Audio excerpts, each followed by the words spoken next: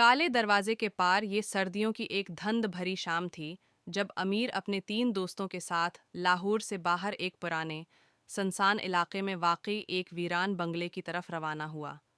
इन सब ने सुना था कि वो बंगला जो अब खाली है, एक वक्त में एक रईस जमींदार का घर था, मगर अब लोग उसे काला दरवाज़ा कहकर याद करते थे, क्योंकि वहाँ मौजूद एक पुराना स्याह दरवाज़ा आज तक किसी ने पार नहीं किया था। अमीर, हारिस, बिलाल और साद, चारों दोस्त एडवेंचर के शौकीन थे। वो जानते थे कि लोग उन कहानियों को सच नहीं मानते, मगर कुछ राज ऐसे होते हैं जो सच से भी ज़्यादा खौफनाक होते हैं। जैसे ही वो बंगले के अंदर दाखिल हुए, उन पर एक अजीब सा बोझ तारी हो गया। हवा रख चुकी थी, हर कदम पर फर्श चरचरा रहा था और दीवारों पर लटकी तस्वीरें जैसे आंखों से घूर रही थीं।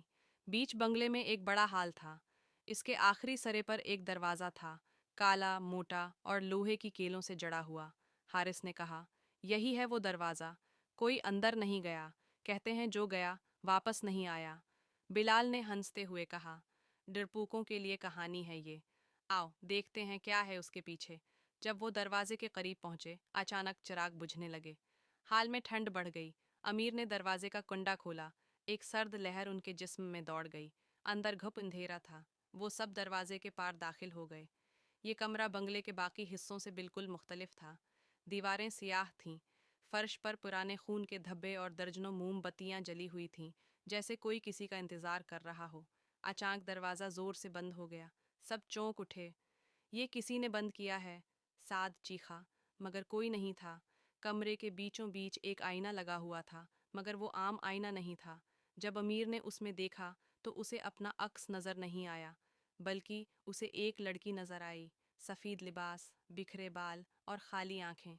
लड़की ने आहिस्ता आहिस्ता सर उठाया और कहा, तुमने दरवाज़ा खोला, अब तुम सब मेरे हो।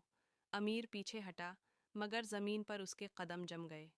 हारिस की आंखों से खून बहने लगा। सात दीवार की तरफ घूरने लगा जैसे वो किसी और दुनिया में चला गया हो, और बिलाल बेहोश होकर गिर पड़ा। अमीर ने पूरी कुव्वत से चीख मारी, मगर आवाज़ सुनने वाला कोई न था। आईना चमकने लगा और वो लड़की उसमें से बाहर निकल आई। उसके हाथ में एक पुराना लालटीन था। पिछली बार जो आया था वो भाग गया। तुम नहीं जा सकोगे। इसकी आवाज़ इंसानी नहीं थी, जैसे सदियों की दर्द भरी फरियाद एक ही लम्हे में चीख बनी हो। अमीर ने किसी न किसी तरह हिम्मत जमा की और बिलाल को घसीट कर दरवाजे की तरफ दौड़ा। इसने कंडा घमाया, मगर दरवाज़ा खुल नहीं रहा था। तभी आईने में से किसी ने फिर कहा, तुम में से एक को छोड़ना होगा, वरना सब रहोगे। अमीर ने सबकी तरफ देखा, फिर आंखें बंद कीं और साद को छोड़कर बिलाल को कंधे पर लाद लिया। जैसे ही वो दरवाजे से बाहर निकला, चीखों की गूंज सुनाई दी। दरवाज़ा खुद ब खुद बंद हो गया। सिर्फ अमीर और बिलाल वापस आए। हारिस और साद कभी नहीं मिले। कुछ महीने बाद अमीर ने बंगला के पास जाना छोड़ दिया, मगर हर रात जब वो आईने में देखता, उसे अपनी पीठ के पीछे सफ़ेद लिबास वाली वही लड़की नज़र आती, और कभी कभी साद की आवाज़ भी।